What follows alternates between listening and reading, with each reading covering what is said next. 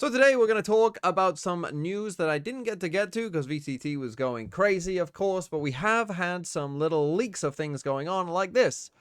The new map pool, for instance, that will be coming with Fracture in and Lotus in and Corrode and Abyss out. Now, first, let's talk about those maps going out. Personally, I'm not a huge fan of Abyss. And Corrode, I'm also not a huge fan. I think both these maps suffer one of the problems that people have with a lot of maps in Valorant, which is that when you have bigger maps that have long rotation times, particularly on defense, it's just annoying to play on those maps because if your teammate dies on the other side of the map, you have to rotate for a very long time and you feel like you're doing nothing, and then you get there and you've already lost. Like, that can happen on these maps. So I do think these are more frustrating maps perhaps to play, and I don't think they're particularly a great watch. I think Abyss, I've seen enough Abyss already this year. I don't need to see this map ever get played again because Abyss was the most picked map during kickoff somehow. The teams love Abyss, and I think the teams love Abyss because it can be so simple to be at least okay on the map, right? If you have a good B exec or if you have a good A exec, you're probably going to be okay on Abyss, at least, right? If you can sort out those execs. And then you need what? Like a very basic mid take with some smokes, a dart, and a Euro TP. Like, it doesn't take like a genius, I think, to be at least okay at this map. Maybe to be good at the map, you actually need to be good, but to at least be okay, I think it's fairly simple to be that, and that's why so many teams, are willing to play Abyss. So I'm glad that it's gone. Corrode, I don't know what it is about Corrode. It's not like a bad map, but I just find it sometimes a bit of a grind. I'm not a hater of Corrode, but I don't love it either.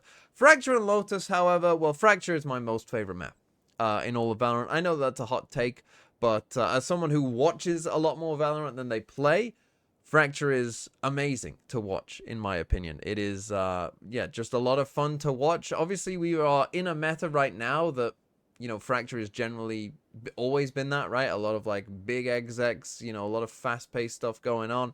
Fracture's always been that because the map somewhat demands that. So it'll be interesting to see if the meta stays the same, just how fast Fracture can get. But yeah, I'm excited for Fracture. I think it's just a cool map in general, and I'm excited to see it again and what teams kind of cook up.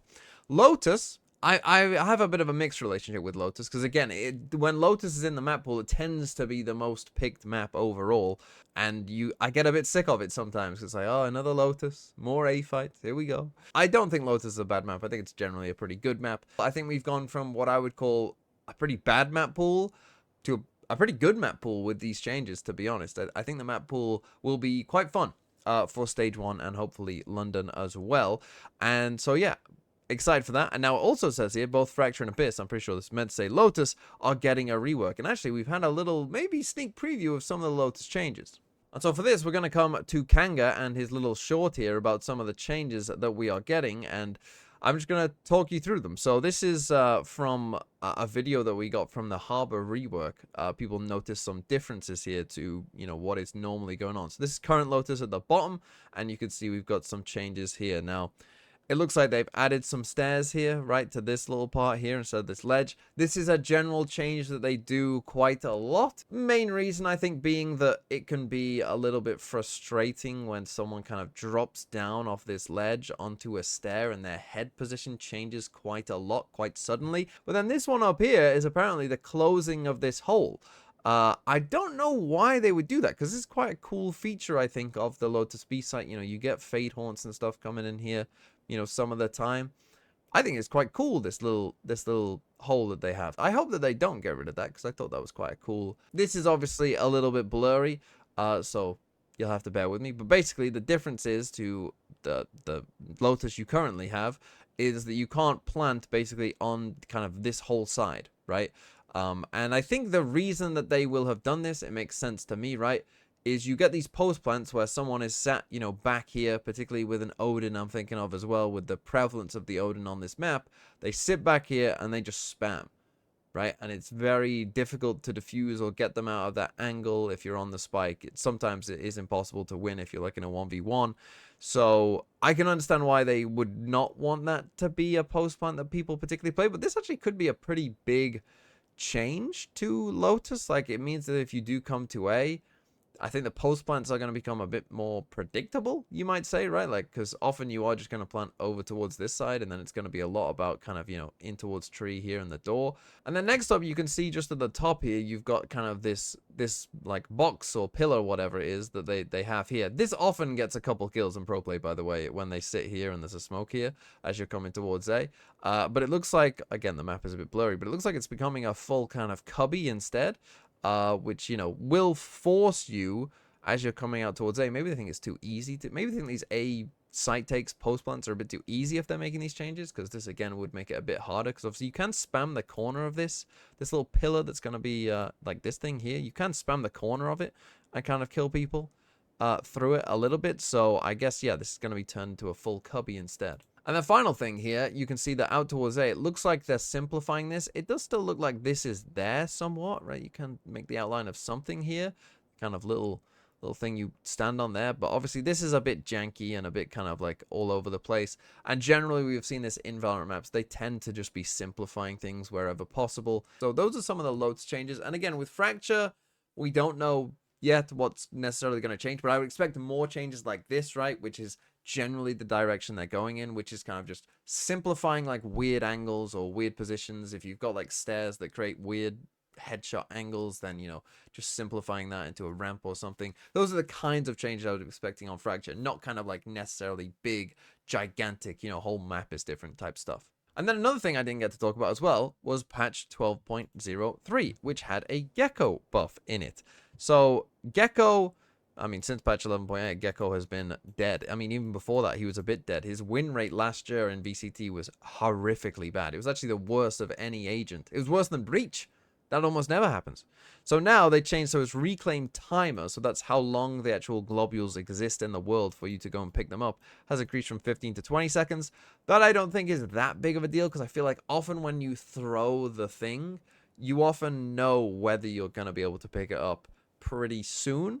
And the big one is the mosh is now reclaimable. Now this, I think, is a pretty significant change. And it doesn't take a genius to work out why that would be the case. I'm pretty sure that, you know, when they were designing Gecko, I'm pretty sure at some point they will have had the mosh, you know, be reclaimable. I'm sure they did, but obviously when they brought out Gecko, they decided that was probably too strong.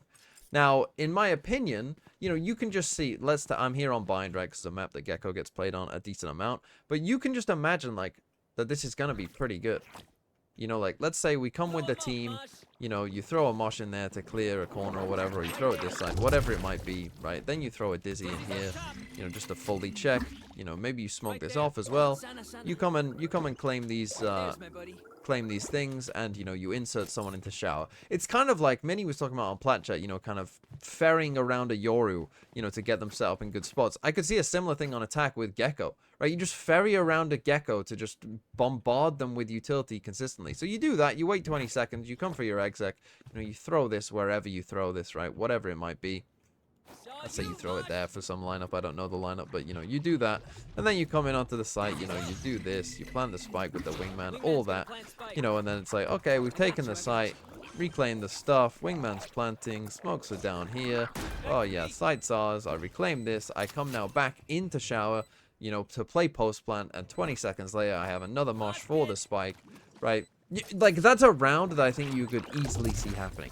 And I think because the mosh is so big as well, like, it is an ability that really, I mean, really could cause some problems. If you can pick this thing up a couple times on attack, you know, you can clear out a lot. Because, again, it doesn't have to be that round, right? We could do a round where I started shower, you know, do what I did at the start, and then we come back to B instead, right? So maybe I've inserted someone there, and now we're coming back to B instead, because, you know, we're going to have this option to go through the TP, you know? So I come back this way instead, you know, I throw a mosh down there, you know, I throw my dizzy here, you know, we clear this out again. We're putting pressure on the map, right? And we just end up in a good spot. You just ferry around your Gecko with all this util that they just keep picking back up. You know, 20 seconds go by, maybe we go quiet, maybe we TP to the guy we've inserted in showers, we go do this exec, right? And now again, I've got another mosh here, right? Maybe I throw that back sight, whatever it is, you know, dizzy out, like, you can see that this would be, like, quite strong. Now, the difference is going to be, of course, for Gecko, is defense side, right? That's where Gecko tends to struggle. I think this makes his attack side, potentially on some maps, very, very good.